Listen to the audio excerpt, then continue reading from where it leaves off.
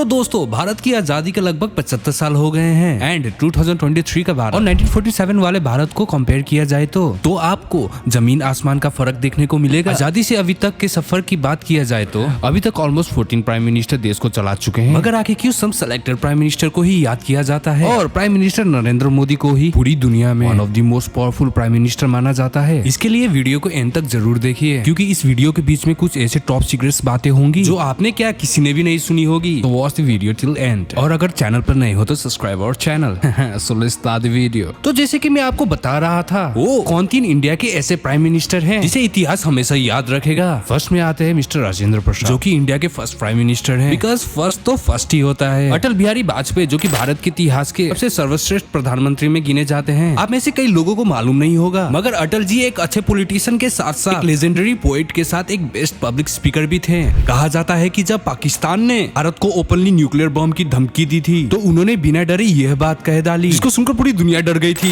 याद करिए वो दिन 1999 में, जो मध्यरात्रि में पूरा भारत सो रहा था, तो संयुक्त राष्ट्र अमेरिका के राष्ट्रपति जी ने भारत के प्रधानमंत्री श्री अटल बिहारी वाजपेयी जी को फोन किया और कहा कि पाकिस्तान के मुशर्रफ कह रहे हैं कि हम भारत पर परमाणु आक्रमण करेंगे। तब लोहा जैसा सीना रखने वाले श्री अटल बिहारी वाजपेयी जी ने कहा कि मैं 25% भारत कुर्बान करने के लिए तैयार हूं, लेकिन मैं आपको यह आश्वासन देता हूं कि पाकिस्तान कल तक का सूर्योदय नहीं देखता। अटल जी की बात करने के लिए तो बहुत सारे बातें हैं जो कि उन्हें एक नॉर्मल प्राइम मिनिस्टर से एक खास और महान प्राइम मिनिस्टर बनाती है। यदि आपको जानना है तो कमेंट डाउन बिलो, जिससे हमें मालूम चले that you are interested to know that, so we can work on it. Comment करके जरूर बताना।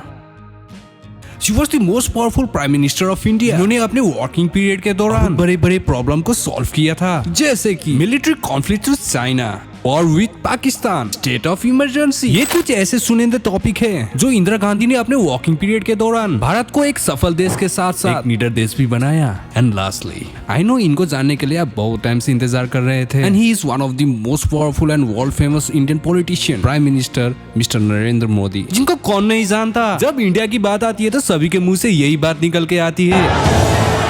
तो आखिर मोदी जी इतने पावरफुल और फेमस क्यों हैं? क्या कभी किसी ने सोचा था कि एक दिन एक चाय वाला पूरी देश को चलाएगा? नरेंद्र मोदी को प्रधानमंत्री बने 9 साल हो चुके हैं और 2024 का इलेक्शन भी सामने आते दिख रहा है। तो आज यही बात की जाएगी कि क्या कि नरेंद्र मोदी दोबारा प्राइम मिनिस्टर बन सकते हैं। तो बात की जाए मोदी जी की 9 इयर्स वर्किंग पीरियड की, तो he has proven himself to the world why is the best choice of every person. आखिर क्यों बुजुर्ग से बच्चे तक के मुंह से खाली मोदी मोदी ही निकलता है? ये जोश के पीछे बहुत अननोन बातें हैं जो आपको मालूम नहीं होगी। इन इंडिया, स्वच्छ भारत अभियान, जन धन योजना, confident building measure in Kashmir, digital India और बहुत सारे न्यू अपॉर्चुनिटीज को लेके आए हैं, जिसे भारत का डेवलपमेंट बहुत आगे निकल रहा है, जिसने वर्ल्ड वाइड भारत को एक पावरफुल कंट्री के रूप में दिखा दिया है। नरेंद्र मोदी ने अपनी पॉपुलैरिटी इतनी बढ़ा रही है, जहां उनके इंस्टाग्राम पर 74.2 मिलियन फॉलोअर्स और ट्विटर में 87.25 मिलियन फॉलोअर्स है, वर्ल्ड वाइड एक ब्रांड बन चुका है। तो क्या ये पॉपुलैरिटी उनको 2024 के इलेक्शन में जिताने में हेल्प कर सकती है? We are living in a democracy country and every people has right to vote, मगर इंडिया में पॉपुलैरिटी से ज्यादा काम बोलता है। यदि आप जनता के सुनेंगे तो जनता आपको चुनेगी। बात सिंपल है, बिकॉज इंडियन पीपल और यूथ को मालूम है एग्जैक्टली उनको क्या चाहिए, एंड सभी लोग को दिखाई दे रहा है how India is developing very fastly और कैसे बड़े बड़े देश के प्रेसिडेंट मोदी जी से मिलना चाहते हैं। Because everyone knows 21st century is an Indian century, and बहुत देश को मालूम भी है दैट भारत से हाथ मिलाने से उनको बहुत प्रॉफिट होगी। सुनने में तो बहुत प्राउड फील होता है, मगर हमें ये नहीं भूलना चाहिए कि ये सब पॉसिबल होने के पीछे एक गुड पॉलिटिशियन का बहुत बड़ा हाथ है। That's why Mr. Narendra Modi is known for his good politics, and यही बात उनको सबसे डिफरेंट बनाती है। तो गाइस, आप लोगों को क्या लगता है कि क्या 2024 में भी मोदी फिर से प्रधानमंत्री बन सकते हैं? कमेंट करके बताइए। मिलते हैं अगले इंफॉर्मेटिव वीडियो में। जय हिंद,